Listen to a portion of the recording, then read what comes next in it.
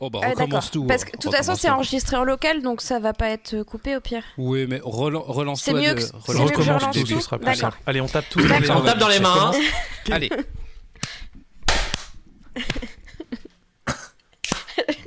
C'est vraiment trop bête. Bon, on arrête de taper dans les mains. Ou de claquer des doigts ou n'importe. Alors.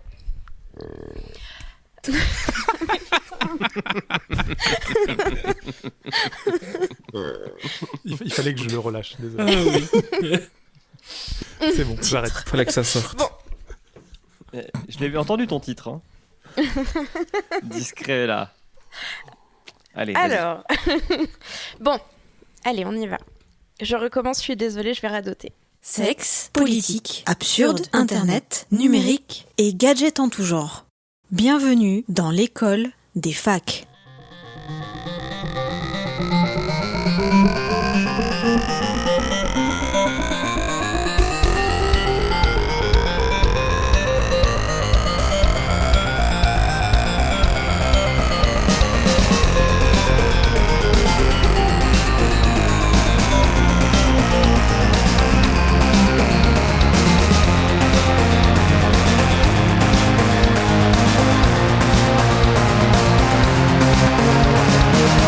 Bonjour et bienvenue dans l'école des facs, épisode 43. Toute l'équipe est à l'heure de l'enregistrement encore épargnée par le coronavirus, bien qu'il n'ait pas eu l'amabilité de faire comme le nuage de Tchernobyl en restant aux frontières de l'Europe tant qu'à faire.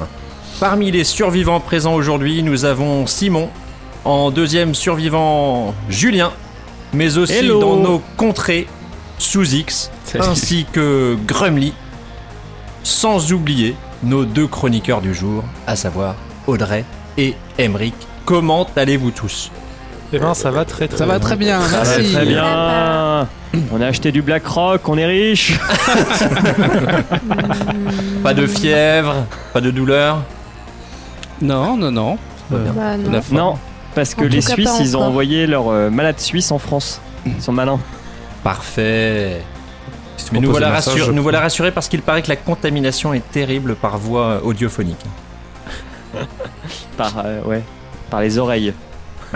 Et donc je vous propose de commencer dès à présent, et avant qu'Emeric ne nous parle d'un coin pas comme les autres, laissons le micro à Audrey, qui abordera aujourd'hui le Netflix de demain. À toi, Alors, Audrey. pas tout à fait, hein, quand même, mais oui.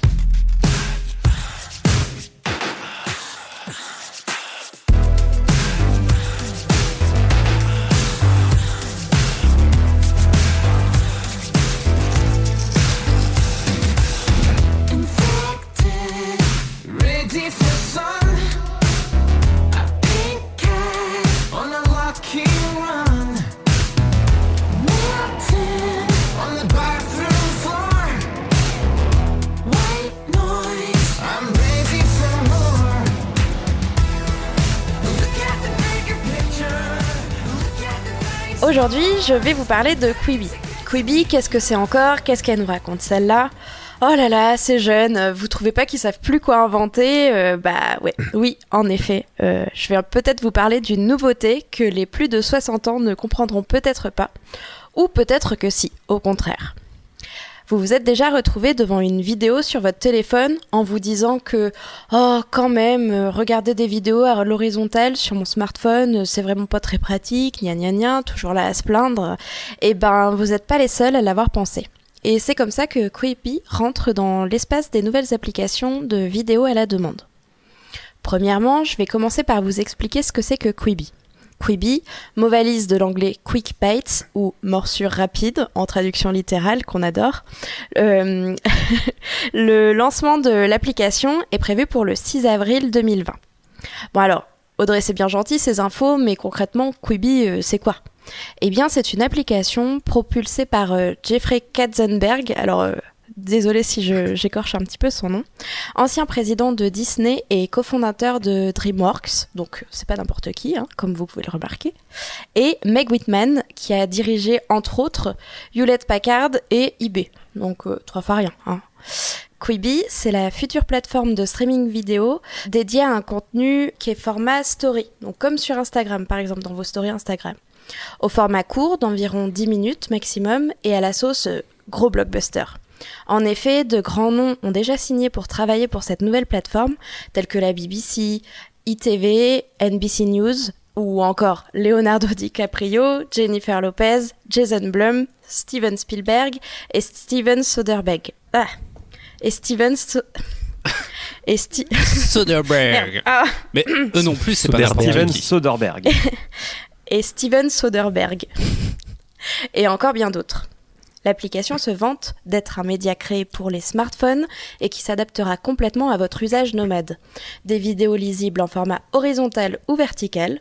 Alors oui, vous pourrez visionner les mêmes vidéos ou épisodes dans les deux formats et l'application se chargera de vous proposer l'angle adapté selon votre manière de tenir votre smartphone. C'est bien foutu quand même. Chaque émission... Oui, c'est bien foutu. Chaque émission est filmée et montée en portrait et en paysage. L'abonnement de cette solution vous sera proposé au tarif de 5 $ par mois. La première année uniquement. En tout cas, ils ont juste parlé du lancement et ils ont estimé le tarif à 5 $ par mois. On n'a pas plus d'informations s'il y aura plusieurs formules à la Netflix ou quelque chose comme ça. Ok. Évidemment, cette application s'adresse aux jeunes. Petit budget, une manière de fonctionner à la Netflix, ainsi qu'aux actifs, souvent sur smartphone. Dans la même veine que les stories Instagram, on se concentre sur les petites périodes d'attention, environ 10 minutes par épisode, plutôt que de vous bloquer sur des épisodes de séries d'1 heure, par exemple. On est loin du fait maison à la Instagram et on se concentre vraiment sur du contenu de qualité produit par des grands acteurs du divertissement et du cinéma. Au cours de sa première année, nous avons la promesse d'un déploiement d'environ 175 émissions originales. Ce tout nouveau concept, vraiment produit pour mobile, se définit comme une nouvelle révolution dans la manière de proposer du contenu vidéo aux utilisateurs de smartphones. Alors, petit bémol que j'ai du coup vu grâce à notre cher Kepra qui m'a soumis à cette information, il existe déjà des dramas chinois qui ont été proposés sous cette formule de vidéo à l'horizontale. Vertical. Donc c'est pas forcément une nouvelle révolution, c'est peut-être aussi très inspiré de ce côté-là, mais c'est quelque chose qui n'est pas encore trop présent du côté européen ou du côté américain. En tout cas, j'en ai l'impression. Qu'en pensez-vous ? Seriez-vous une cible de ce produit ? Que pensez-vous de la multitude d'abonnements qu'on se prend sur Internet pour du contenu streaming, que ce soit vidéo, audio, ou même pour des utilitaires et des apps de cloud ou des choses comme ça ? J'ai l'impression qu'on prend de plus en plus d'abonnements pour tout et n'importe quoi. La promesse d'un contenu de qualité, pour un prix raisonnable, peut-elle surpasser des acteurs qui sont déjà bien implantés et plus gros actuellement, tels que Disney, Netflix ou Amazon Prime ? Alors, avec toutes ces questions, je vais vous laisser réagir. À qui veut prendre la parole ? Ah, il y a Grumly qui veut s'exprimer. Ouais. Non, je vais pas vous faire de l'ASMR ce soir. Ouais, non, j'avais juste un petit truc à rajouter, c'est qu'il y a Instagram TV, je crois, qui était en format vertical aussi, même s'ils sont en train de tuer Instagram TV devant le peu de succès que ça a, et qui proposait, je crois, un concept quasiment de chaîne de télé... Enfin, c'est pas vraiment une chaîne de télé, mais ça proposait des émissions, en fait, une alternative à YouTube. J'ai vu pas mal d'influenceurs ou de YouTubeurs qui avaient fait des collabs sponsorisés par Instagram et une autre marque pour faire des vidéos dessus. Notamment, par exemple, des YouTubeurs de cuisine qui faisaient des recettes filmées en vertical, du coup. Mais c'est incompréhensible, Instagram TV, on est d'accord. Ah oui, non, mais... Oui. Ça n'a d'intérêt que pour des vidéos plus longues dans les posts, en fait. T'as un court extrait dans le post et puis après tu vas regarder la vidéo plus longue sur Instagram TV. Mais c'est comme si tu cliques sur un lien et que tu vas regarder sur YouTube, quoi. En soi, ça n'a pas vraiment d'intérêt. Et puis la différence majeure avec ce que Quibi veut proposer, c'est que Instagram, ça reste, même s'il y a des moyens ou si c'est des influenceurs ou quoi, ça reste du produit qui est fabriqué, fait maison, quoi, on va dire. Enfin, même s'il y a des fois du matos ou quoi derrière, mais ça reste pas propulsé par des scénaristes, réalisateurs, etc. du même acabit que l'influenceur qui est derrière son smartphone, quoi. Mais là où moi je bug, c'est sur vous pourrez choisir de le voir en horizontal ou en vertical, sachant que ça change complètement le cadre et donc la façon de filmer. Et Oui. donc ils vont devoir soit trouver un système multicaméra bien discret, soit tout filmer 2 fois en faisant des cadres pertinents. Je pense qu'ils vont filmer avec un système de calque, en fait. Alors, une espèce de calque en portrait au milieu de l'image, de ce qu'ils sont en train de prendre en grand plan, ce qui va leur permettre de toujours vérifier ce qu'ils auront en paysage, tout en pouvant cibler vraiment la zone qui les intéresse avec le portrait. Mais ça va être en fait, compliqué. s'il y a certains plans, ça va être obligé de les tourner 2 fois. Tout ce qui Ah est bah, gros plan, tout ce qui est plan américain, tout ce qui est... le plan américain, c'est le plan où tu vois un ou plusieurs personnages filmés à la taille. Enfin, à hauteur de taille, quoi, le buste. Mais peut-être que ça sera utile pour ces gens qui zooment en appuyant 2 fois sur leur écran pour voir les vidéos. J'ai jamais compris j'ai jamais vu de gens déjà qui utilisaient cette fonction. Parce que vous voyez, vu que le format d'un téléphone n'est pas 16 neuvième ni 4 tiers, du coup... Souzik, je te juge. Souzik, c'est dit moi. Alors, Non. moi je l'utilise quand c'est une vidéo verticale qui est mise sur YouTube avec des trucs sur les côtés pour pas que YouTube soit intelligent et te la propose en verticale quand tu la mets en plein écran dans l'appli. Et j'utilise la fonction de zoom à ce moment-là. Souzix, un commentaire. Oui, je ne suis pas du tout client de la vidéo sur smartphone parce que j'ai toujours peur que ma batterie se vide à une vitesse pas possible. J'ai à peine installé Netflix hier sur mon téléphone en me disant tiens, je vais faire le test pour voir si ça lit en même temps, si ça nique la batterie de mon téléphone en même temps que ça diffuse sur la télé. Apparemment pas, c'est Chromecast qui prend le relais. Donc à ce niveau-là, je suis content. J'aimerais faire un parallèle. Quelle heure il est ? 21h24. Ouais, on peut parler porno. Oui, les enfants sont couchés. J'ai investigué et c'est. Enlève-moi ce petit sourire. Il a donné de sa personne. Ok, j'ai acheté un casque VR pour regarder du porno. C'est pour tester pour le podcast. Merci au Patreon.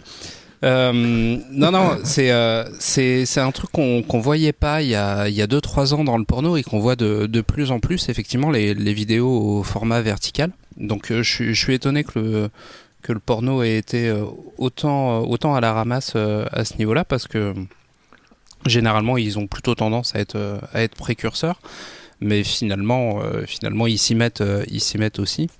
Et donc on suit bien la tendance. Et l'autre remarque que je me fais, tu parles de multitude d'abonnements.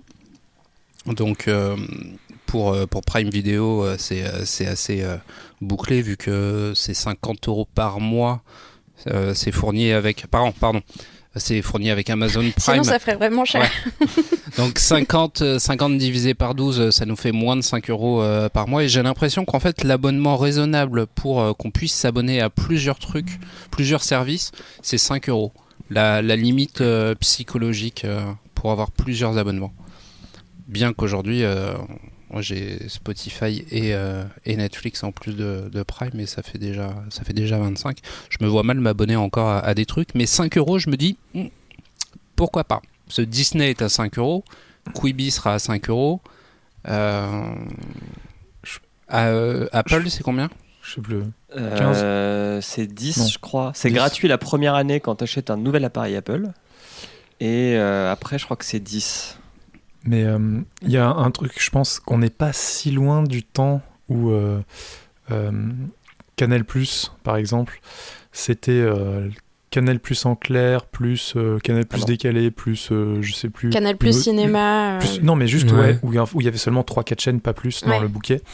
Et tu payais 50 balles par mois. Donc Apple TV, c'est 6 francs par mois. Pas si loin. Ouais, même les... Alors, je sais pas si ça se fait encore beaucoup parce que j'ai pas jamais été là-dedans, mais il y avait même juste des chaînes en option avec les forfaits style Orange et tout ça, non ?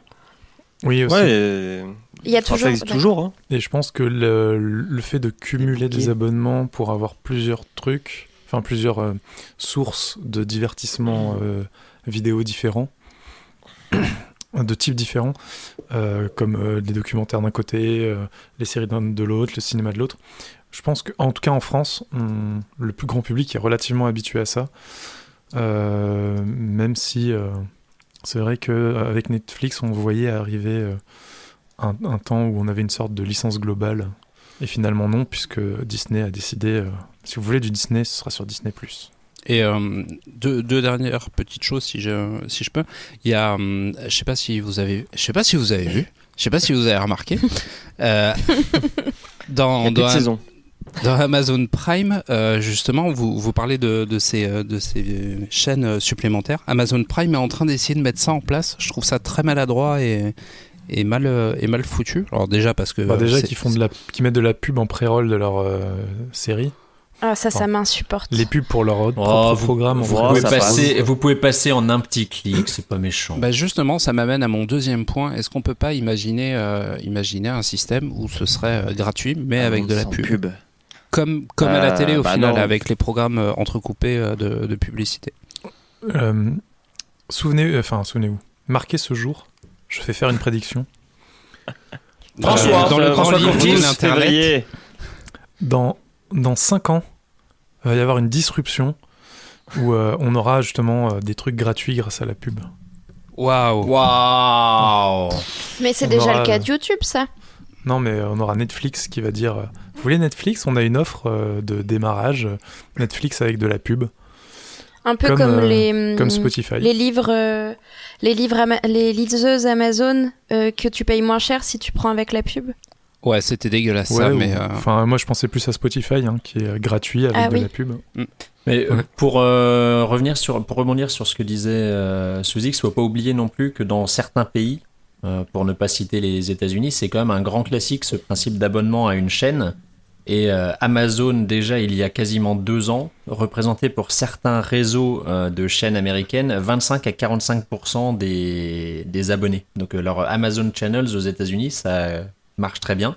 YouTube a annoncé récemment qu'ils allaient avoir un fonctionnement pareil, parce qu'il y a YouTube TV qui existe visiblement, mais où là ils vont se lancer pareil dans l'abonnement à la chaîne, etc. Donc ça existe. Ils ont fait une grosse pub pendant le Super Bowl, YouTube TV. Ouais, mais les Américains, ils ont cette culture, si tu veux, oui, non, mais c'est pour ça que je dis nous, c'est plus. Je pense que c'est plus dans le sens inverse où nous, on l'a clairement pas cette culture, mais je pense qu'il y a d'autres pays que les États-Unis où c'est dans la culture aussi de s'abonner comme ça.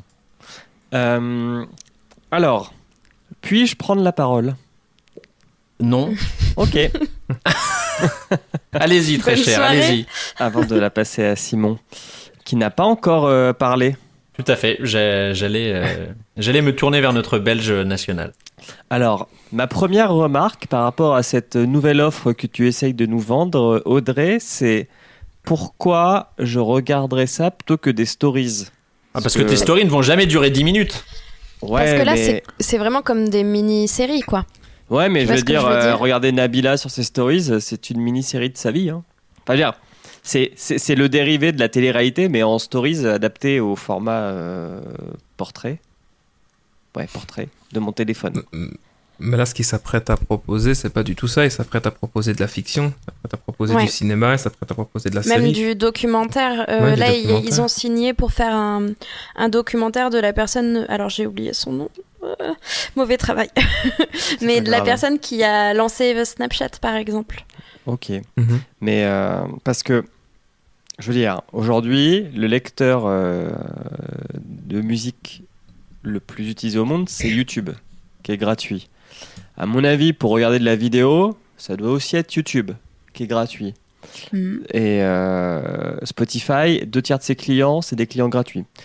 Tout ça pour dire que le pas de passer d'un truc gratuit à un truc payant, même si j'entends bien que la qualité est supérieure, je suis pas sûr que ce soit rentable en fait, d'un point de vue économique.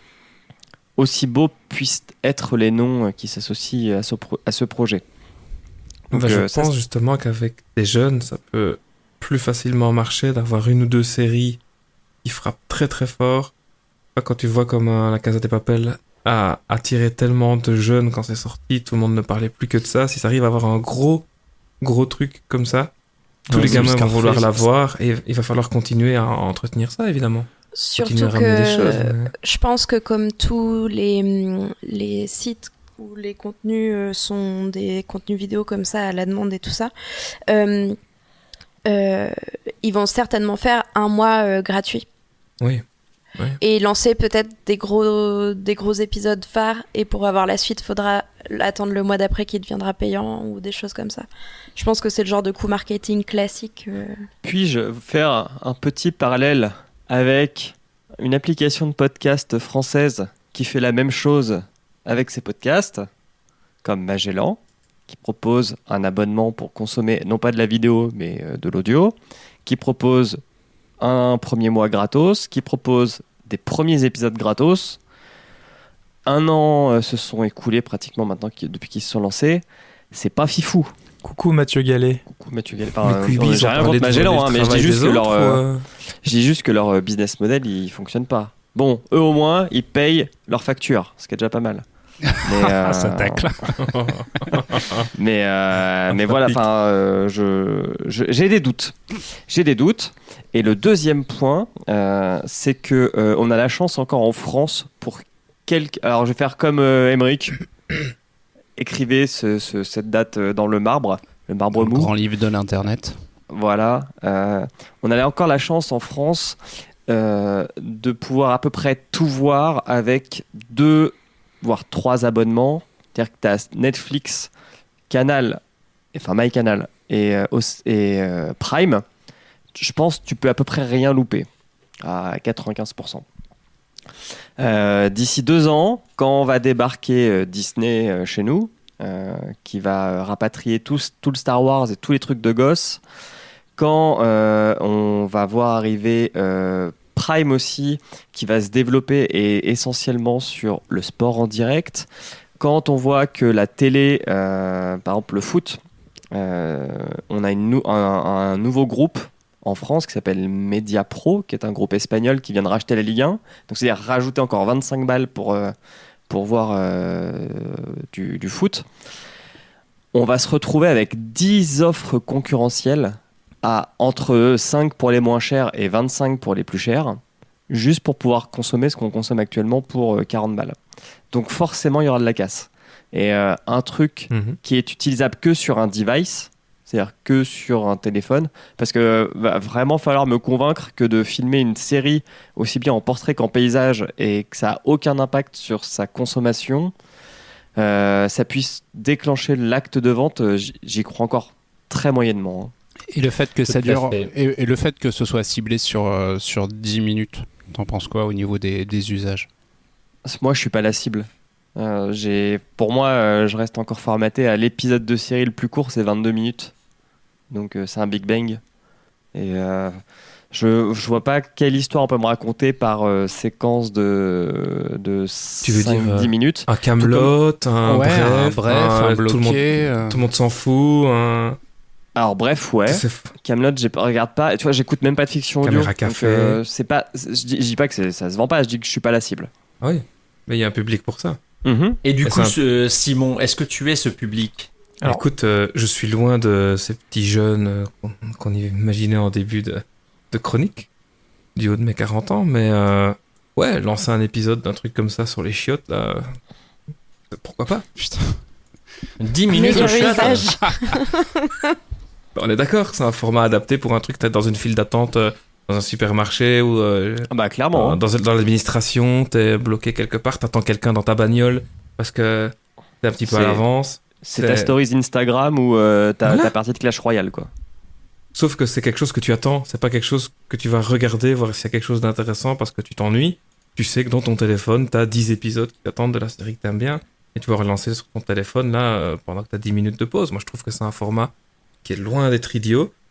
Je pense qu'il y a moyen de faire quelque chose si tu prends les programmes adaptés. Il y a moyen d'avoir vraiment un truc intéressant pour un plus jeune public. Évidemment, tu vas pas avoir tu vas pas faire The Revenant sur un format comme ça, quoi. Tu vas pas avoir des plans magnifiques de l'Amérique en plein hiver avec les magnifiques arbres dans le fond. Ouais, tu n'auras pas ce genre de plan. Tu vas avoir des choses qui seront beaucoup plus centrées sur les personnages, beaucoup plus centrées sur ce qui se passe vraiment plutôt que sur les décors, probablement.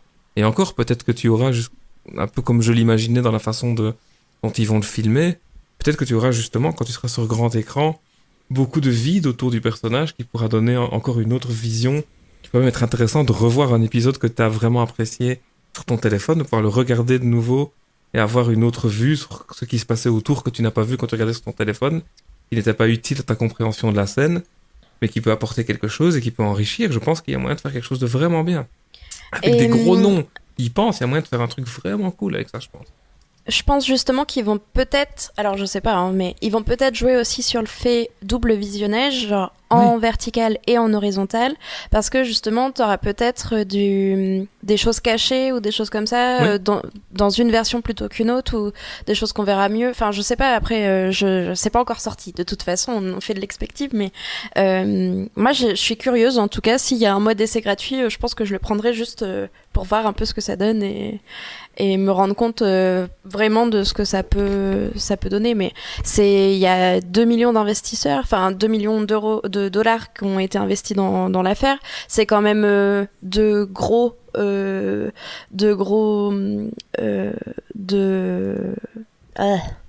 c'est quand même deux personnalités, quoi. Enfin, c'est l'ancien président de Disney et des cofondateurs de DreamWorks.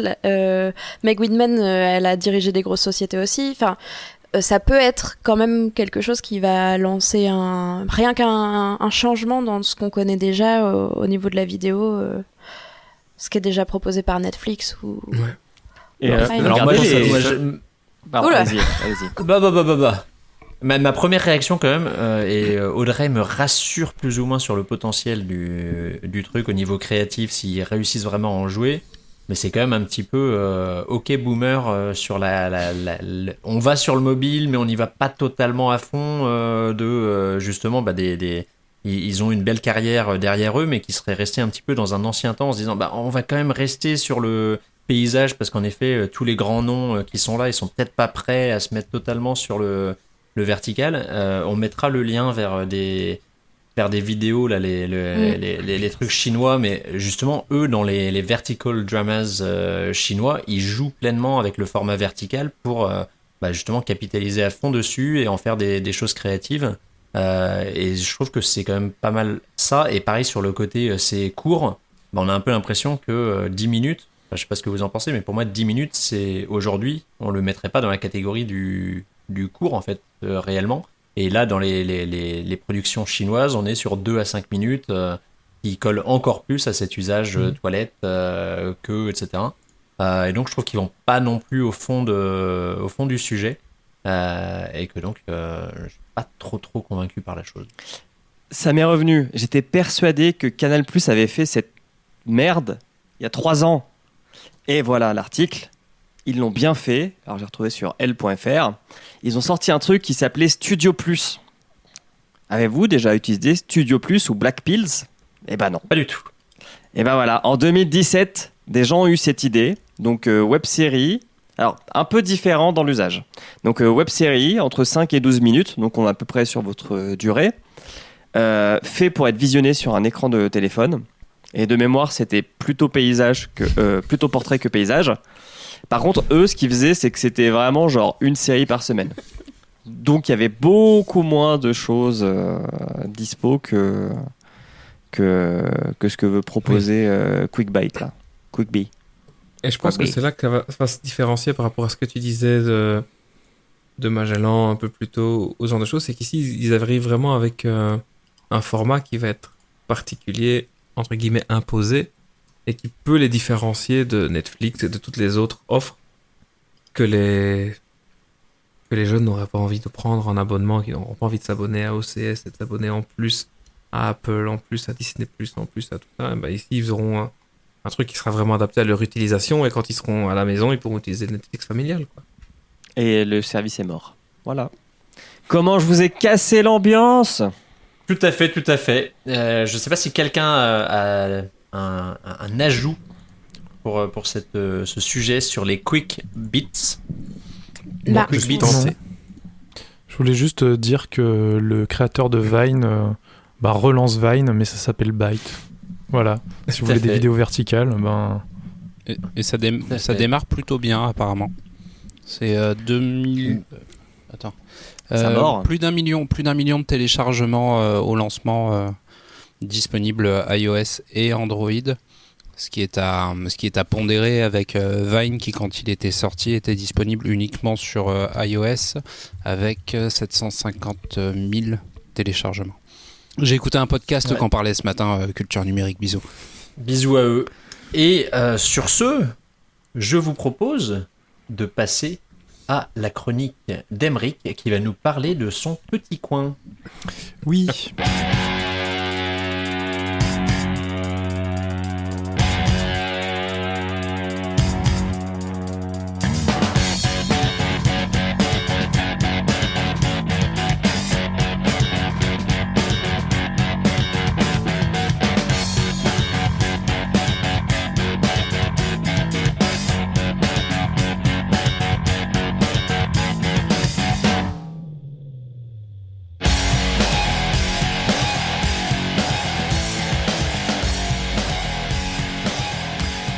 Avez-vous déjà entendu parler de OneCoin ou, comme je l'ai entendu dire dans une vidéo de présentation, OneQueen? Oui. Donc je ne suis pas loin avec ton petit coin. Oui, oui. Non, c'était Queen. OneQueen. Non, Non, ça vous dit non, rien? non, C'est à du part- à tout. part Si, Julien mais j'ai envie qui, que tu lui, me racontes l'histoire lui quand même. baigne dedans. Ouais, les économistes. OneCoin, qu'est-ce que c'est? Eh bien, c'est avant tout une promesse. Et pour celles et ceux qui connaissent un peu l'histoire et s'étonnent que je parle au présent, c'est normal et vous verrez pourquoi. En fait, OneCoin, ce sont plusieurs belles promesses en une. Une meilleure crypto-monnaie que le Bitcoin. Meilleure rentabilité pour ceux qui investissent dedans, plus simple à maintenir, plus simple d'utilisation pour tous les investisseurs, les utilisateurs. OneCoin a été fondé en 2014 par Rouya Ignatova, une Bulgare titulaire d'un doctorat en droit privé et décrite comme une femme très intelligente capable de tenir la discussion avec des experts du monde de la banque d'investissement. Et pendant 3 ans, elle a donné des conférences dans des salles combles à travers le monde, apparaissant en vidéo quand elle ne pouvait pas être présente. On trouve d'ailleurs encore des vidéos des conférences et parfois ça ressemble à des concerts de rock. Il y a des jeux de lumière, des lance-flammes, de la musique. On a l'impression d'être au lancement d'un smartphone ou à la finale d'une coupe de e-sport. Elle promettait une révolution monétaire, un changement de paradigme des crypto-monnaies parce qu'elle disait c'est la philosophie de la communauté des crypto-monnaies qui va devoir changer parce que nos détracteurs, ils ont beau dire des choses, nous avons la plus grosse communauté et donc c'est nous qui dictons la philosophie de la crypto-monnaie. Tenez ce genre de discours. Et elle a convaincu près de 3 millions de personnes d'investir dans OneCoin. Et même en 2016, elle prédisait que 2 ans plus tard, donc en 2018, Bitcoin disparaîtrait. Nous sommes en 2020. C'est un fail. Les membres de la grande famille OneCoin rejoignaient un réseau qui s'appelle OneLife. Ils avaient une appli, des groupes WhatsApp privés, et ils profitaient d'infos privilégiées, et ils avaient même un signe de main secret. Ça fait un peu Illuminati tout ça. Et arrivé là, c'est bien beau, et vous pourrez me demander, mais quid de la technologie ?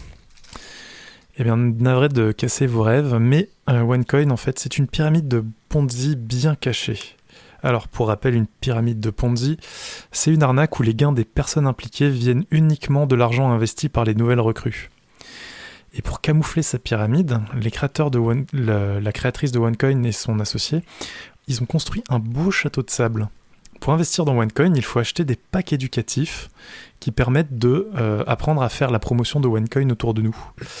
Et les packs coûtaient entre 100 euros et 118 000 euros et contenaient de la documentation et des vidéos, la plupart du temps des trucs plagiés de partout. Et surtout, le truc important, c'est des tokens. Attention, pas des OneCoin, des tokens. Ces tokens donnaient le droit de miner du OneCoin. Par contre, ça donnait le droit de miner du OneCoin sur les serveurs de OneCoin qui, eux, étaient en Bulgarie et à Hong Kong. Donc pour avoir des OneCoin, il fallait les échanger contre des tokens.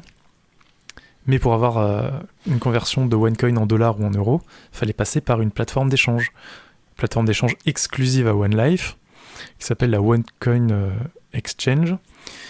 Et attention, pour participer au OneCoin Exchange, il ne faut pas avoir le plus petit pack, starter pack à 100 balles. Non, il faut avoir investi dans un pack plus élevé. Et attention aussi, en fonction du niveau du pack que vous avez acheté, vous avez des limites de quantité de OneCoin que vous pouvez convertir par jour. Bref, un truc un peu plein de convolutions pour cacher que en fait on se retrouve dans une pyramide de Ponzi classique. Ah, et puis petite anecdote, il n'y a pas de blockchain. C'est une base SQL qui listait les OneCoin et qui les avait. C'est dégueulasse. Oui. Alors, petite chronologie de la fin de vie de OneCoin. En décembre 2016, la Banque centrale de Bulgarie émet un avertissement désignant OneCoin comme une pyramide de Ponzi. En janvier 2017, la plateforme d'échange OneCoin Exchange est fermée sans avertissement. En mars, c'est au tour de la Banque nationale de Croatie d'alerter le public contre OneCoin. En avril, toujours 2017, une vingtaine de personnes sont arrêtées à Mumbai en Inde alors qu'elles tentaient d'organiser un séminaire de recrutement. Les alertes d'agences officielles, les arrestations, etc. s'enchaînent à travers le monde. Et en octobre, Rouya Ignatova sèche une conférence où elle devait apparaître. Les premières rumeurs racontent d'ailleurs qu'elle se cache d'assassins envoyés par les banques traditionnelles qui voulaient la faire disparaître, elle et sa monnaie révolutionnaire. Quoi qu'il en soit, on ne la reverra plus jamais. Alors c'est son petit frère, Constantine, qui prend le relais à la tête de OneCoin. Constantine, je vous laisserai chercher sur Google. Il a une bonne tête de membre de gang de Chicanos à Los Angeles. Et qu'il a été son garde du corps et il a pris le relais. Donc. En mars 2019, il est arrêté à Los Angeles. Mais the show must go on, comme on dit. Et le 7 avril 2019, a eu lieu le premier concours de beauté Miss One Life. Oui. Et c'est une Française qui a gagné d'ailleurs. On salue Marcy Fronté. J'ai cherché un jeu de mots, mais il n'y en a pas. Hein. Voilà. Et donc en novembre 2019, donc il y a 2-3 mois, Konstantin Ignatov plaide coupable dans un procès pour fraude et blanchiment d'argent. Et selon un documentaire d'investigation de la BBC, Rouya, sa sœur, fondatrice de OneCoin, se prélasserait sous une fausse identité à Francfort. Enfin, prélasser. Si on peut se prélasser à Francfort. Et si vous avez suivi, il vous reste une question. Pourquoi Bah oui. T'as dit que c'était une Pourquoi promesse. j'ai parlé au présent et pas au passé ? Eh bien, figurez-vous que la promesse vit toujours dans le cœur de quelques optimistes, à moins que ce ne soient des arnaqueurs qui essayent de surfer sur une vague depuis longtemps échouée. Parce qu'en cherchant OneCoin sur YouTube, je suis tombé sur des vidéos assez récentes qui expliquent que OneCoin est légitime et que ceux y croient encore sont des visionnaires en avance sur leur temps et qu'ils seront récompensés quand leur temps sera venu. En fait, OneCoin, c'est une religion. Donc, mes questions sont qu'est-ce que vous inspire cette belle histoire ? Et est-ce que vous pensez que Rouya reviendra et que les croyants seront sauvés et récompensés par la richesse éternelle ? Grâce à... Merde, comment il s'appelle ? Raël, le pote de François. C'est étonnant qu'il n'y ait pas eu plus d'arnaques montées comme ça sur les crypto-monnaies. On a le droit de Alors en me documentant, Julien pourra confirmer et en parler plus, mais je suis tombé sur pas mal d'arnaques, mais jamais de cette ampleur. Là, on parle apparemment de sommes au total, à peu près, de 15 milliards de dollars. Ah merde. Ce qui est pas... ouais, ça va, hein. Faut savoir que... Dans un tableau SQL, mec. C'était 65 milliards, mais 65 milliards hypothétiques de gains. Je crois que le total investi, c'était 12 ou 13 milliards. En fait, donc, quand tu lances une crypto, ça s'appelle une ICO. ICO, je sais même plus. Enfin, Coin Offer. Coin Offering, Initial Coin Merci. Offering. Merci, Kepra. Donc, c'est comme quand tu rentres en bourse, hein, sur le principe. Une ICO, enfin 8 ICO sur 10 sont des arnaques. Et c'est pas moi qui le dis, c'est Bloomberg. En 2018, ils ont recensé que 80% des projets de ICO allaient échouer et étaient juste là pour récolter de l'argent. Et puis, voilà, tu ne la reverras jamais. Donc c'est un produit financier qui est très très très très risqué. Et c'est pour ça qu'il ne faut pas aller acheter une crypto inconnue qui n'est pas tradée sur les plateformes les plus officielles d'échange de crypto. Parce qu'on a beau vous promettre monts et merveilles, il y a de grandes chances que vous ne revoyez jamais votre fric. Donc non, ça ne m'étonne pas. Moi, ce qui m'étonne, c'est surtout que on n'est pas tant entendu parler de ça en France, en tout cas. Apparemment, aux États-Unis et en Grande-Bretagne, il y a eu pas mal de gens qui ont perdu beaucoup d'argent et donc ça a fait un peu le tour des télévisions. Mais en France, j'ai pas eu l'impression que qu'on en ait finalement tant entendu parler que ça. Bah, moi, c'est toi qui m'apprends tout ça. Pourtant, J'en ai jamais pourtant entendu un parler. bon gros scam des familles, plutôt de grande ampleur, quoi. Il y en a, mais il y en a tire l'arigot, quoi. Les scams d'ICO, tu te baisses pour en ramasser. Ouais, mais les scams d'ICO, c'est pas exactement pareil. C'est des boîtes qui lèvent des fonds à travers des. Là, on parle de pendant 3 ans, elle a fait le tour du monde, faire des conférences dans des trucs aussi gros que le Wembley Stadium. Mais il y en a un. Je vais vous chercher. Il y a une histoire, mais j'aimerais bien retrouver le nom. Donc, on n'est pas sur le Fire Festival. Ouais, voilà. On n'est pas sur le coin, mais on est sur un système de wallet. Donc, en gros, pour la faire courte, pour ceux qui sont pas adeptes, qui sont novices en crypto-monnaie, en gros, si vous voulez acheter du Bitcoin, qui est aujourd'hui la crypto la plus connue au monde, il vous faut un portefeuille pour pouvoir ranger cet argent dans votre portefeuille. Et aussi con que ça. La minute économie de Julien. Ah, c'est plus techno qu'éco, quoi. Et il y a un mec qui avait un service au Canada, je vais vous retrouver le nom, mais l'histoire est marrante. Donc il a un service au Canada de wallet, et un jour son site ferme. Et le mec disparaît de la surface de la Terre. Et ses proches disent qu'il est mort, sauf que en fait, tout le monde pense qu'il s'est juste vraiment cassé sur l'île déserte de Kurt Cobain, avec tout le fric qu'il y avait en Bitcoin et en autres crypto-monnaies sur son site. C'est quand même fou, tous ces arnaqueurs qui maîtrisent la téléportation. Mais je vais vous retrouver le nom. MTGOX ? Non, je crois pas. MTGOX, c'était pas le mec qui voulait qui voulait créer une bourse à New York, un des pionniers. Non, c'était un Bitcoin Exchange à Shibuya, fondé par. Alors non, c'était un truc qui s'appelle Quadriga CX. Jamais entendu parler. Donc le mec de 30 ans a annoncé, sa femme a annoncé qu'il était mort en Inde, dans un orphelinat, en construisant un orphelinat, et qu'il avait emporté avec lui le mot de passe qui permettait de débloquer les 190 millions de dollars qui étaient stockés sur son site avec tous les wallets. Touloulou. Bravo. Il y a eu le dénouement de cette histoire, non ? Il me semble. Du mec qui est mort et qui est pas mort ? Ouais, c'est ça. Il est pas mort en fait. Je suis pas sûr.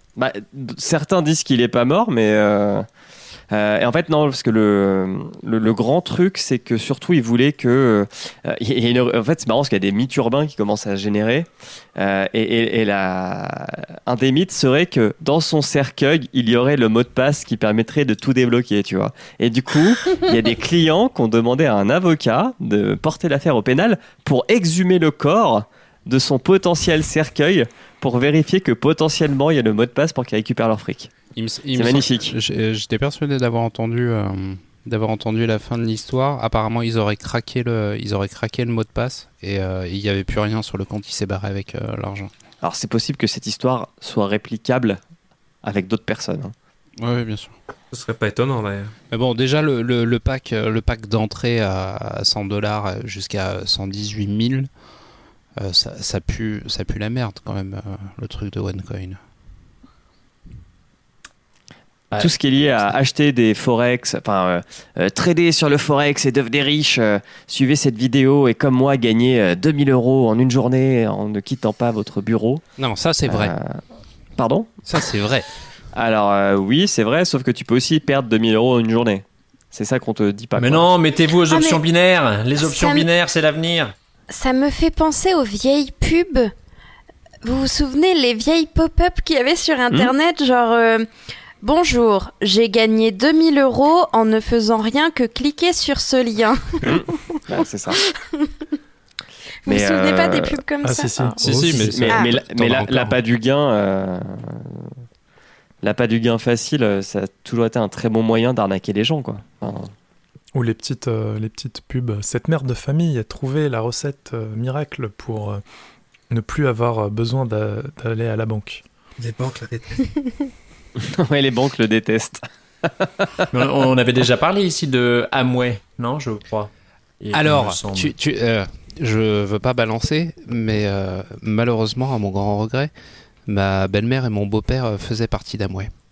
Ils se sont fait Mais je sais pas si les autres connaissent, mais qui est Non. qui a un Une système belle pyramide pyramide. de Ponzi, ouais. Et l'un des plus gros trucs de pyramide comme ça, avec 8 milliards de revenus en 2018. Donc, Après Tupperware.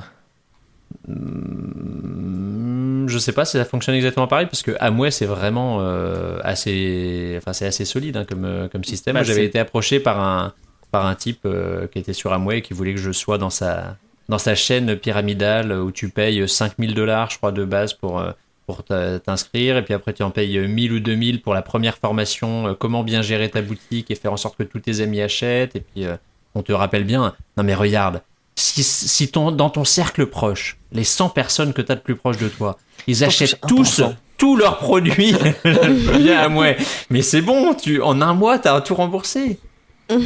et ça marche, hein, mais, ouais. Et ça survit, ça a 60 ans. Mais oui, la vente directe en réseau, qui est le nom pour tout ce qui est Tupperware. Il y a un truc d'encens aussi, comme ça. Enfin, tous les trucs où en gros on te dit paye X, tu as accès à ça, et si tu vends, tu gardes tant, et si tu embauches des gens, à chaque fois qu'ils vendront, alors tu toucheras une partie de leur vente, etc., etc. Et ça, par exemple, c'est un truc qui en banque, on certifie pas, quoi. Les gens. Mais c'est illégal, non? Alors c'est très, comment dire, différencier un système pyramidal légal d'un système pyramidal non légal, c'est compliqué. Mais En France, en tout cas, quel que soit le système pyramidal, en France, tu ne peux pas faire un système Bah, si pyramidal. Tupperware, ça existe. Oh, Il me tu semblait sais, il y a que... Tupperware, Frédéric M.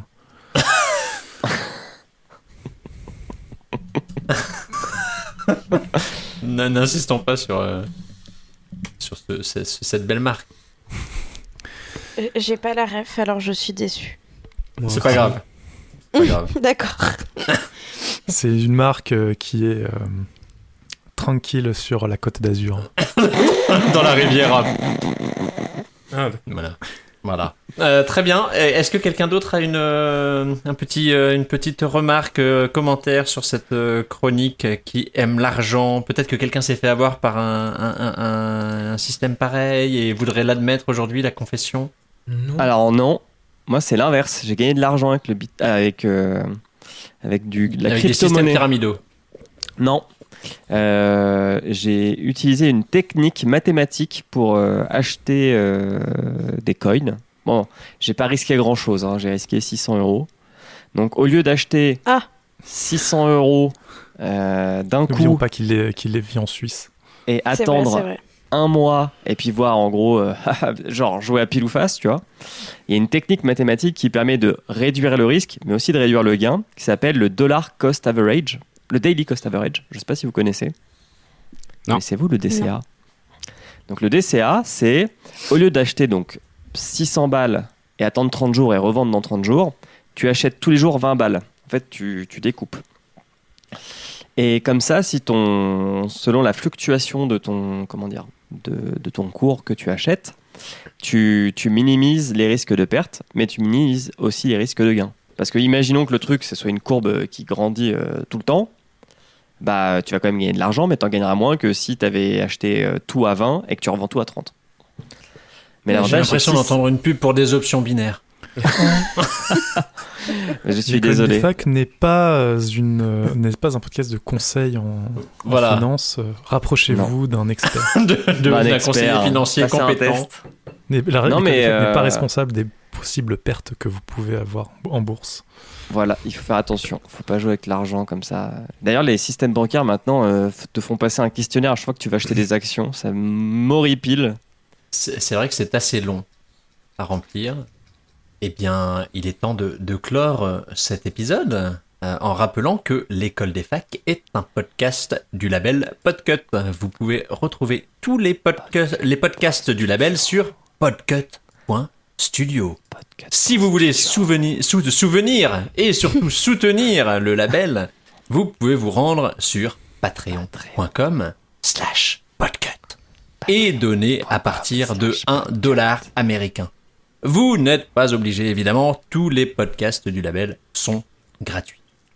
Alors, maintenant, messieurs, dames, un petit message de fin. Mesdames et messieurs. Mesdames et messieurs. On sera en live. Quelqu'un chuchote. Non, on fait du subliminal, mais continue. Nous serons en live le 14 mars prochain. Vous pouvez venir, ce sera à Paris, dans un bar qui s'appelle le Charlie et sa bière à 2 balles.